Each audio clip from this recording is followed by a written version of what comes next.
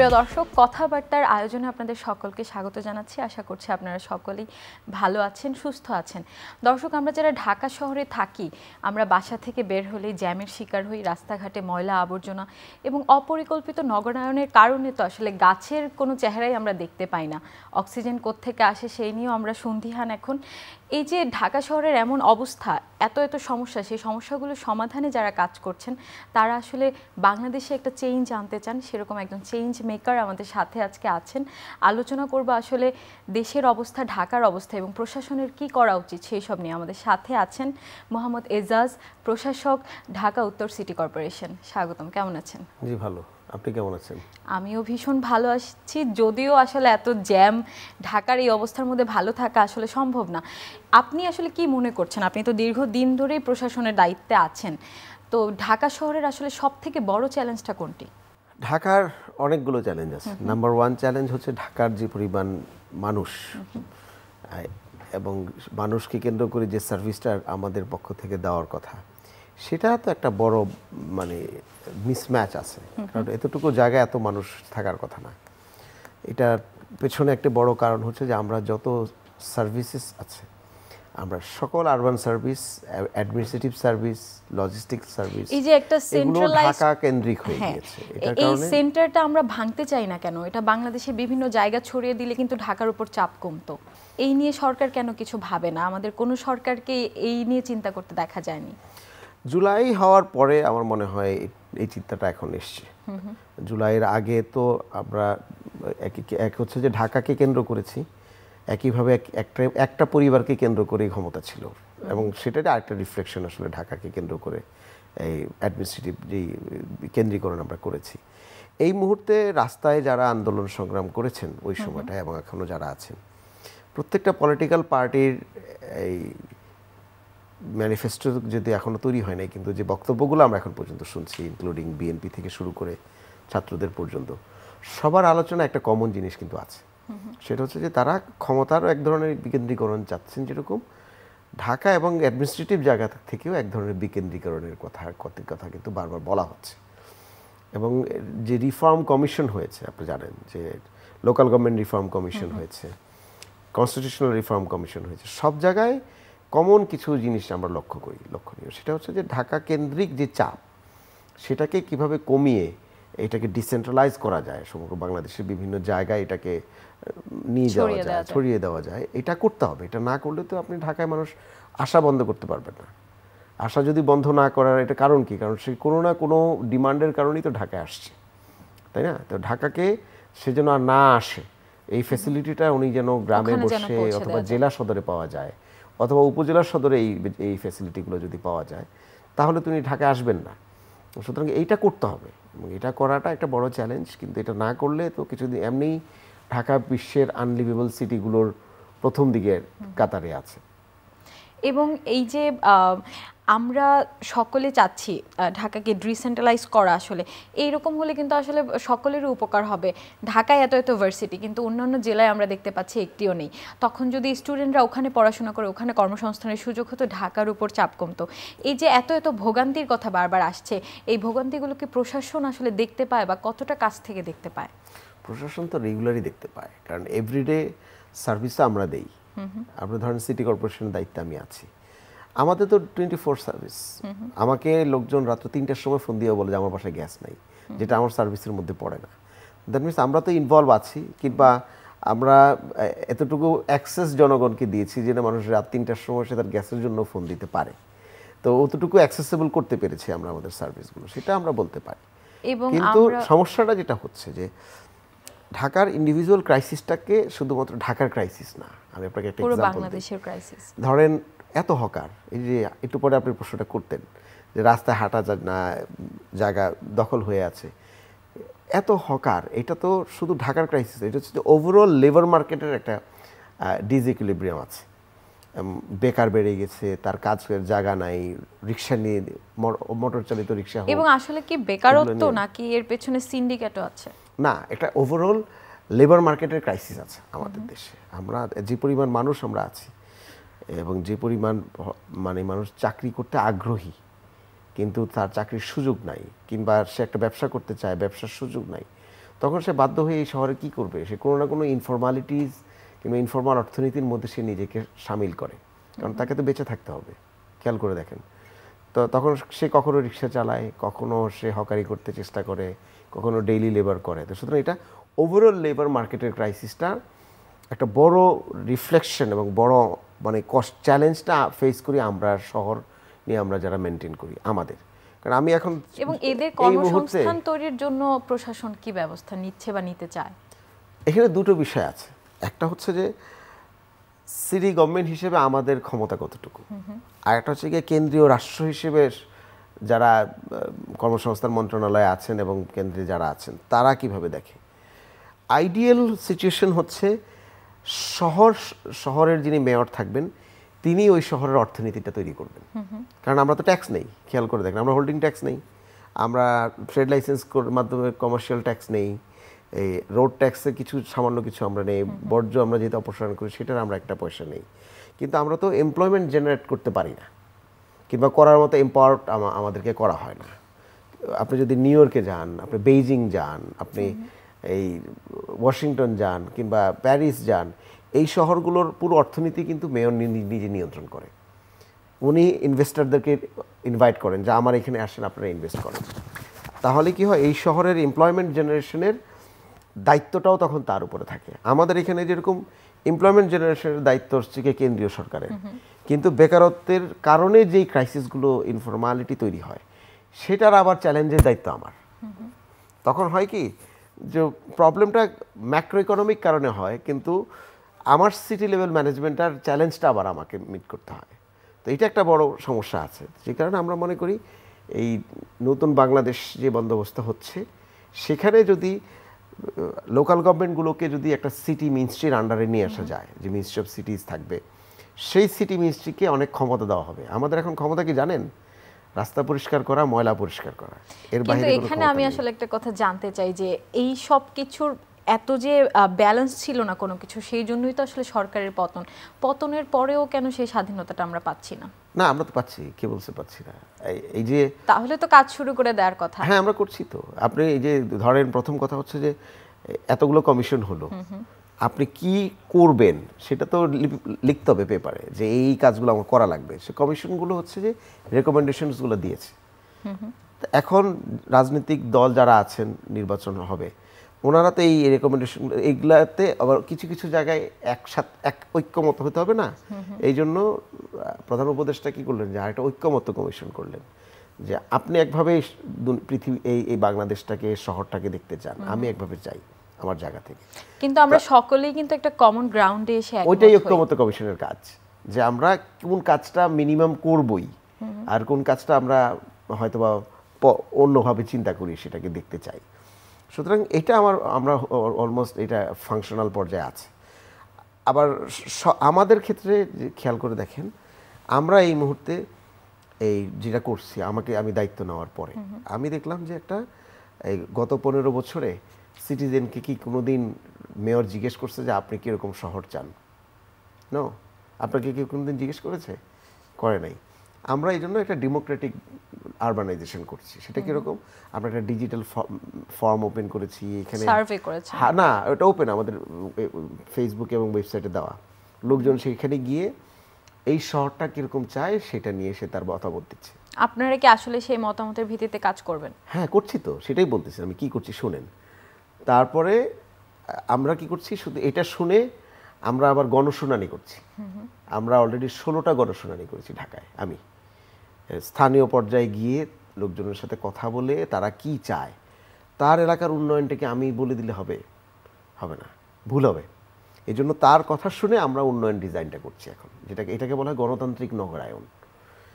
করে আমরা অফিসে বসে যে ডেভেলপমেন্ট প্ল্যান করছি, তার সাথে এই গণশুনানি এবং এই পাবলিক পার্টিসিপেশন করে আমরা যেই এই রিকমেন্ডেশনগুলো পাচ্ছি, সেই অনুযায়ী আমরা এখন উন্নয়ন প্ল্যান করছি। যে কারণে আপনি দেখবেন, প্রশ্ন হচ্ছে, আমি আপনাকে বলি, এই গত মাসে যে বৃষ্টিটা হলো, এটা হচ্ছে যে গত 54 বছরের সবচেয়ে হাইয়েস্ট বৃষ্টি ঢাকার ইতিহাসে।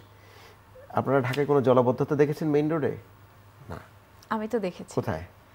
ধানমন্ডির যে জিগাতলার রাস্তা ওখান দিয়ে তো রিকশা একদম বন্যায় নেমে যায়। নিউ মার্কেটের কয়েকটা ওটা ভিডিও আমার জায়গা দেখেছি। না, আমার প্লেস না, আমার জায়গাটা কথা আপনি বলি। তো জিজ্ঞেস করেছেন ঢাকায় কোনো জলাবদ্ধতা দেখেছি উত্তরে আমি পুরোই বলি কোথায় কোথায় জলাবদ্ধতা হয়। এই যে 27 এখানে নাম্বার। আরেকটা ব্যাপার আছে, এটা আমার প্লেস না বললে কিন্তু হবে না। আপনারা সকলে মিলে একটা টিম গঠন করে যখন দেশের জন্য কাজ করবেন তখনই আসলে না উন্নতিটা না, আসবে। আপনাদের যেহেতু চেঞ্জ মেকার, আমি এই চেঞ্জিংটা কি হলো সেটা আপনাকে আঙ্গুল দিয়ে দেখাই। ধানমন্ডির 27 নিয়ে গল্প হয়, মানে বৃষ্টি হলেই সবাই জানে যে ধানমন্ডির 27 গাড়ি ডুবে যাবে, মাজা পানি হবে এবং নৌকাও চালানোর কথা বলা হয়। এবং নিউ মার্কেট এলাকাটা কিন্তু সবচেয়ে বেশি জনসমাগমপূর্ণ এলাকা, সেই এলাকাটা যদি এই অবস্থা হয় এটা আসলেই সেটা দুর্ভোগের। দক্ষিণ চেষ্টা করছে, দক্ষিণে তো অফিসই বসতে দেয় না এখনো, তো আপনি জানেন। এবং আমরা বিভিন্ন রাস্তায় দেখতে পাই যে রাস্তা খননের কাজ হচ্ছে, সেই রাস্তার গলি বন্ধ, অন্য রাস্তায় হচ্ছে জ্যাম হয়ে আছে, কিন্তু খননের কাজ শেষ হচ্ছে না, 1 মাস হয়ে যাচ্ছে। এইসব কেন হচ্ছে? আমাদের উত্তরে নাই, উত্তরে হচ্ছে আপনার যেখানে যেসব জায়গায় রাস্তা কাটা হয়েছিল গত জুন মাস, মে জুন, এই জুনের 30 তারিখের মধ্যে সবগুলো আমরা ভরাট করে দিচ্ছি।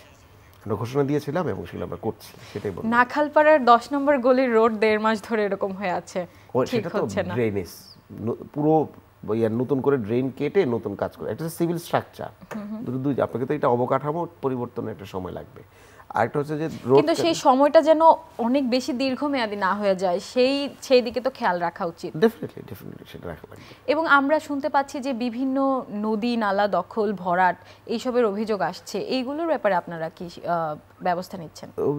ঢাকার ভিতরে তো নদী দখল নাই, ঢাকার ভিতরে নদী অবমুক্তকরণ ভরাট করা হয়ে যাচ্ছে এবং ময়লা আবর্জনা, আমাদের হাতির ঝিলের নালাটা ছাড়া আর বাকি কোথাও তো আসলে ঢাকায় নিঃশ্বাস নেওয়ার জায়গা নেই, এবং থাকলেও এত ময়লা। যেরকম ধানমন্ডি লেকের কথা আর বলছি না, কারণ সেটা আপনার উত্তরের মধ্যে পড়ে না, কিন্তু তাও আর ঢাকার যদি সার্বিক অবস্থার কথা বলতে চাই, আসলে কোনো একটা নদী তো তাকানোর মতো না, পানি কালো। আপনি জানেন না, আমি আপনাকে বলি তাহলে শুনেন। ঢাকার ভিতরে, ঢাকার চারপাশে চারটা নদী, এটা জানেন তো? তুরাগ, তারপর হচ্ছে বুড়িগঙ্গা, বালু এবং শীতলক্ষা। আরেকটা নদী আছে ওইদিকে, এটা তুরাগের একটা অংশ, যেটাকে আমরা টঙ্গী খাল বলি, যেখানে ইজতেমার হয় আর কি। ঢাকার ভিতরে হারিয়ে গেছে কয়টা নদী জানেন? 5টা নদী। কনাই নাম শুনেছেন কখনো? সেনতী একটা নদী আছে, পান্ডো নামে একটা নদী আছে, নড়াই নদী, যেটাকে আপনি হাতির ঝিল বলেছেন, এটা হচ্ছে গিয়ে ঢাকার হারিয়ে যাওয়া একটা পুরাতন নদী। এই নদীগুলো হচ্ছে যে একসময় ঢাকার ভিতর দিয়ে প্রবাহিত হতো। আরেকটা হচ্ছে দোলাই, যেটাকে আমরা দোলাই খাল বলি আর কি, হ্যাঁ, দেব দোলাই নদী এখন, আর এটা খাল আকারে একটা অংশে আছে শুধু। এই 5টা নদী গত 50 বছরে ঢাকা থেকে নাই হয়ে গিয়েছে। কারণ কি? আমরা খাল এবং নদী ভরাট করে রাস্তা করেছি, অথবা হাউজিং কোম্পানির কিংবা হাউজিং করেছি। আমি দায়িত্ব নেওয়ার পরে ঢাকার ইতিহাস থেকে হারিয়ে যাওয়া 2টা নদীকে আমি উদ্ধার করেছি। একটা নদীর নাম হচ্ছে কনাই নদী, এটা হচ্ছে টঙ্গী খাল, চিনেন? আবদুল্লাপুর টঙ্গী 10 নম্বর সেক্টর, এখান থেকে এটা বের হয়ে এটা 18 নম্বর সেক্টর উত্তরা যে দিয়াবাড়ি, সেদিক থেকে গিয়ে উত্তরা যে বড় কলোনির মতো বিল্ডিংগুলো হয়েছে না, তার পাশ দিয়ে গিয়ে তার পিছনে একটা ওয়াটার রিটেনশন এরিয়া আছে, দ্বিগুণ, এবং এটা আসলে সত্যিই প্রশংসনীয়। হ্যাঁ, এই পুরো এখানে হচ্ছে এটা দ্বিগুণ খাল সহ, এটা পুরো নদীর অতীতের খাত। এটা বিভিন্ন জায়গায় ছিল, বিভিন্ন জায়গায় ভরাট হয়েছে। এটা পুরোটা আমরা এক্সকেভেট করে 9 কিলোমিটার আমরা উদ্ধার করেছি। আরেকটা নদী আছে, এটা হচ্ছে সেনতী, স্থানীয় লোকজন সেনতী খাল হিসেবে চিনে। এইটা হচ্ছে আপনার উত্তরখান, আপনি যদি যান কখনো, উত্তরখান পার হলে ওখানে দিয়ে নদীটা কাঁচকুড়া হয়ে এটা ঘুরে বালু নদীতে গিয়ে মিশেছে। এটা একটা চমৎকার নদী, আপনি গেলে অবাক হবেন যে এখানে যে মানে ঢাকার ভিতরে হারিয়ে যাওয়া 2টা নদীকে আমরা মাত্র খনন করে উদ্ধার করেছি, এটার এখন রেস্টোরেশন করতে হবে। তো সুতরাং এটা ঢাকার নতুন, এটা ঢাকার একটা স্টোরি। আমরা যেরকম ঢাকার ইতিহাস বললে বুড়িগঙ্গার ইতিহাস বলি, আবার ঢাকার প্যাথেটিক ইতিহাস বললে আমরা কি বলি? ঢাকার তাপমাত্রা গত 30 বছরে 15 ডিগ্রি বাড়ছে। আজ থেকে 30 বছর আগে ঢাকার অ্যাভারেজ তাপমাত্রা ছিল 27-28, জানেন তো? এটা এখন তো 30, 32, 35। এবং তাপমাত্রার কথা যেহেতু আসলো, এই যে আজকে কিন্তু বর্ষাকাল শুরু হলো, আষাঢ় মাসের 1 তারিখ, কিন্তু আজকেও প্রচন্ড গরম বাইরে। এই যে এই অবস্থার জন্য তো আসলে আমাদের গাছ লাগানো খুব বেশি দরকার। গাছের ব্যাপারে আপনারা কি করছেন? আমরা গ্রিন সিটি বানানোর কোনো পরিকল্পনা আছে কিনা? আচ্ছা, আমাদের হচ্ছে 2 ঢাকা, মানে উত্তর এবং দক্ষিণ মিলে কিছুদিন আগে ইউএস ফরেস্ট ডিপার্টমেন্ট একটি সার্ভে রিপোর্ট প্রকাশ করেছে। সেখানে ঢাকাতে টোটাল 13 লক্ষ গাছের কথা বলা হয়েছে। টোটাল ঢাকায় 13 লাখ গাছ আছে। আমরা শুধু ঢাকা উত্তর সিটি কর্পোরেশনে এই বছর 5 লাখ গাছ লাগাবো। বুঝতে পেরেছেন? আমরা কোথায় কোথায় এবং হ্যাঁ কিভাবে বলছি, আমরা হ্যাঁ, গাছগুলো সেটা বলছি আপনাকে। আমরা সৈয়দ রিজওয়ানা হাসানের নেতৃত্বে প্রথমে ঢাকায় ২৬ কিলোমিটার খাল উদ্ধারের জন্য শুরু করেছিলাম ফেব্রুয়ারি মাসে। এইটা আমি শুধু একাই, আমি এবং উত্তর দক্ষিণের সিটি কর্পোরেশন দুজন মিলে আমরা ১০৮ কিলোমিটার খাল আমরা কিন্তু এক্সকেভেশন করেছি। কোথায় ২৬ আর কোথায় ১০৮, এটা আমরা অলরেডি খনন করে ফেলেছি। আপনি উত্তরের সবগুলো খালের দিকে তাকালে আপনি দেখবেন যে এটা একদম পরিষ্কার এবং খনন করা, সুন্দর করা। এখন কি করছি, খালটা যেন দখল না হয়ে যায়, সেজন্য খালের দুই পাড়ে, তাহলে ১০৮ কিলোমিটারের দুই পাড় কত হলো, ২১৬ কিলোমিটার। এই ২১৬ কিলোমিটারে আমরা ৩ স্তরের গাছ লাগাচ্ছি। অলরেডি বন বিভাগের সাথে আমাদের এমওইউ হয়েছে। ৩০টা ইউথ অর্গানাইজেশন এবং পরিবেশ নিয়ে যারা কাজ করেন তাদেরকে আমরা এখানে ইনভলভ করেছি। আমরা এদেরকে মিলে এই ঢাকায় এই যে বৃষ্টির সিজন শুরু হয়েছে, গাছ কিন্তু লাগানো হচ্ছে। এখন একটা বড় গ্রিন ক্যাম্পেইন শুরু হচ্ছে। আরেকটা কাজ আমরা করছি, দ্যাট ইজ ভেরি ইম্পর্টেন্ট। এই শহরে তো আপনি যদি উপর থেকে দেখেন, সেটা গুগল ম্যাপে দেখেন অথবা হেলিকপ্টার কিংবা প্লেন থেকে যদি দেখেন, আপনি দেখবেন যে ছাদের অবস্থা খুব খারাপ, ছাদ বাগান নাই।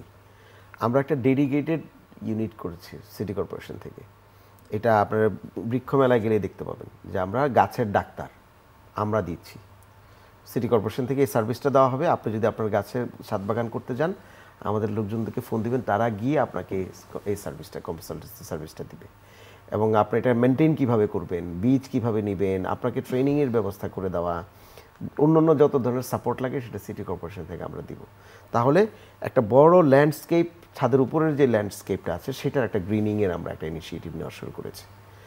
দ্বিতীয় হচ্ছে, শহরের মধ্যে তো আর গাছ লাগানোর জায়গা নাই, যেখানেই ওপেন স্পেস পাচ্ছি সেই জায়গাতে আমরা গাছগুলো লাগাচ্ছি। কিন্তু নতুন শহর কোথায় হবে? উত্তরা দিয়াবাড়ি, যেখানে আপনারা ঘুরতে যান, মানুষ ঘুরতে যায়, এবং পূর্বাচল।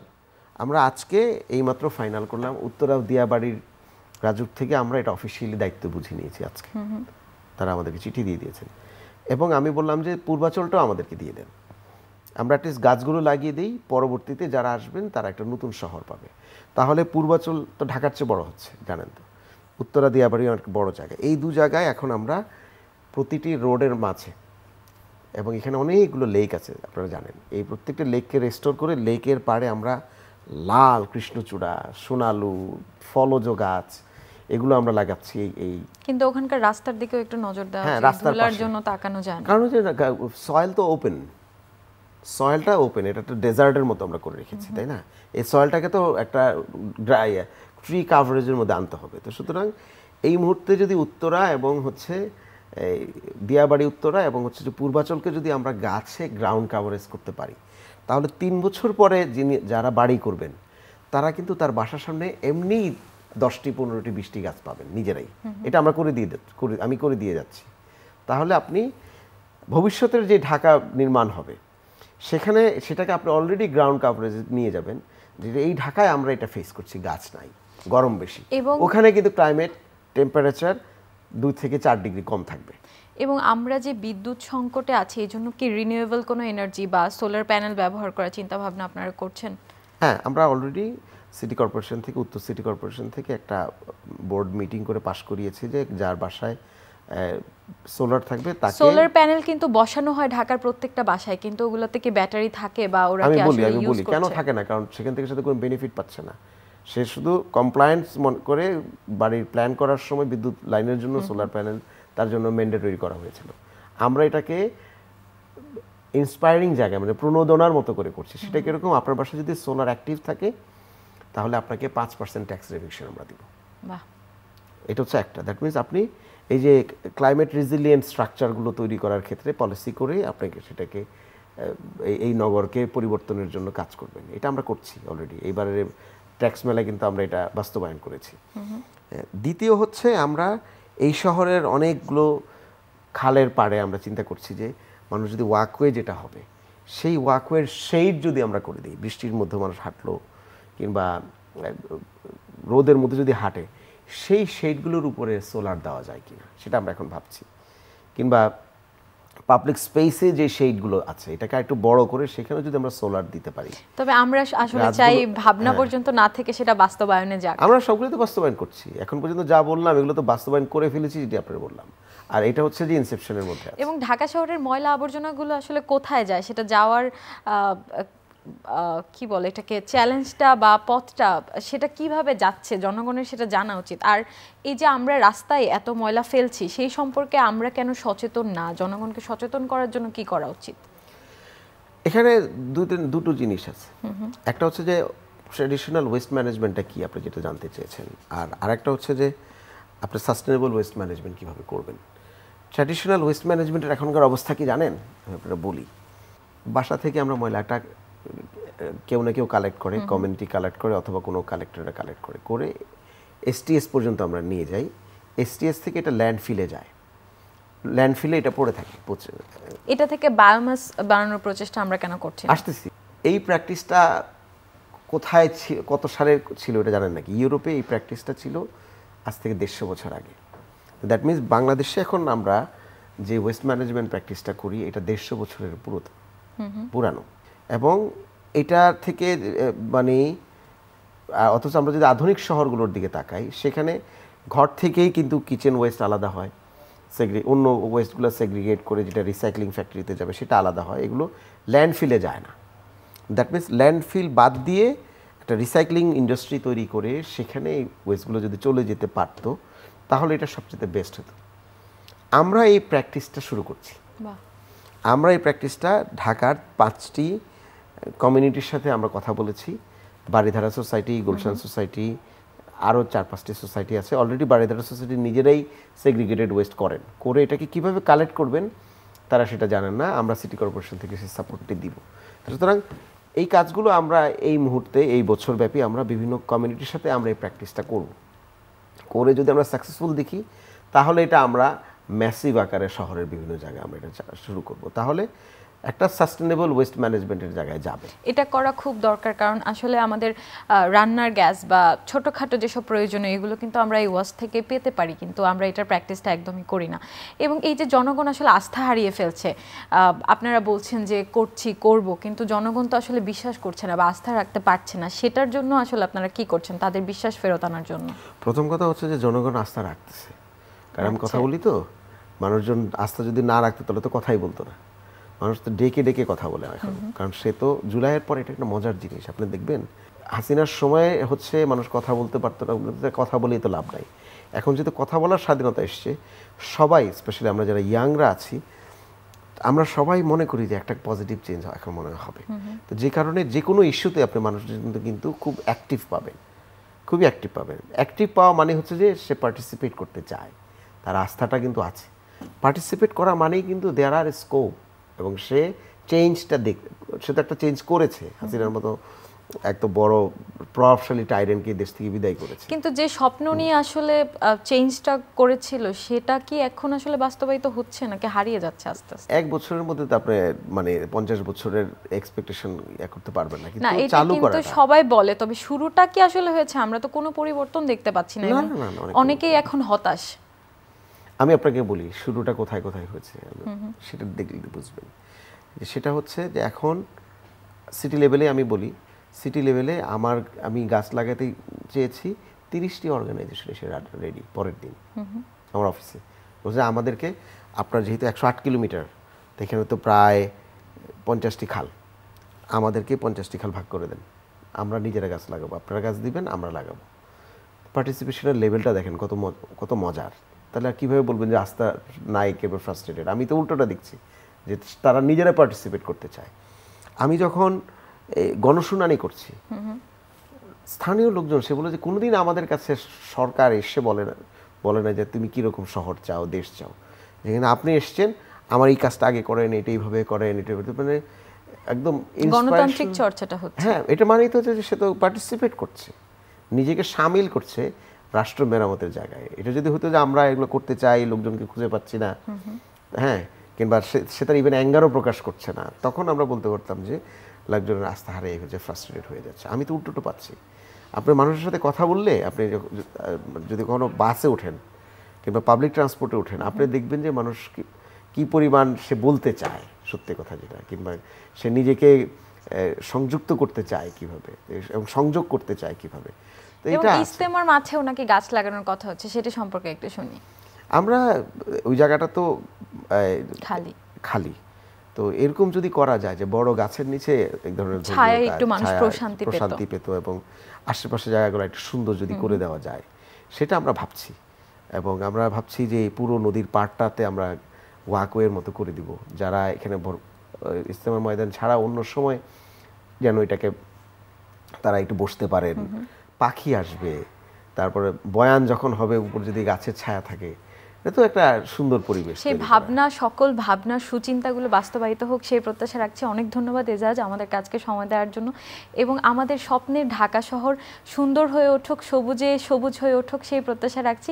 প্রিয় দর্শক যারা এতক্ষণ আমাদের সাথে ছিলেন, আপনাদেরকেও ধন্যবাদ।